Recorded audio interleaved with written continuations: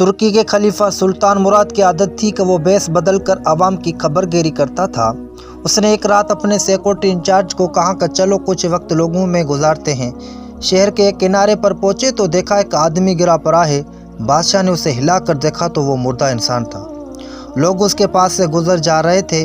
बादशाह ने लोगों को आवाज़ दी, इधर आओ भाई। लोग जमे हो गए और बादशाह को पहचान न सके। पूछा क्या बात है? बादशाह ने कहा आदमी मरा पड़ा है, उसको किसी ने क्यों नहीं उठाया?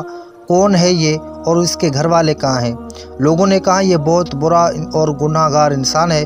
तो सुल्तान मुराद ने कहा क्या ये उम्मत मोहम्मदिया में से नहीं है? चलो उसको उठाएं और उसके घर ले चलें। लोगों ने मैयत घर पहुंचा दी।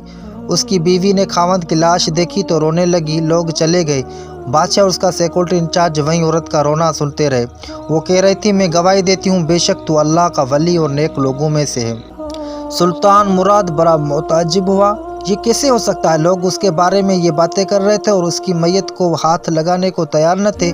उसकी बीवी ने कहा मुझे भी लोगों से यही तवक्के थी।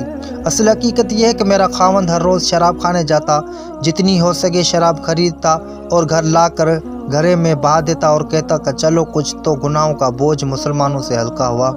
उसी तरह रात को एक बुरी औरत के पास जाता और उसको एक रात की उजरत दे देता और उसको कहता कि अपना दरवाज़ा बंद कर ले, कोई तेरे पास ना आए।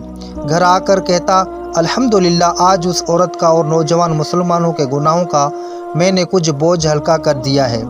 लोग उसको इन जगहों पर आता जाता देखते थे।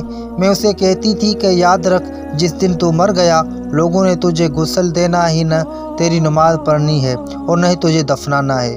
वो मुस्कुरा देता और मुझसे कहता कि घबराओ मत, तू देखेगी कि मेरा जनाजा वक्त का बादशाह उलमा और औलिया पढ़ेंगे।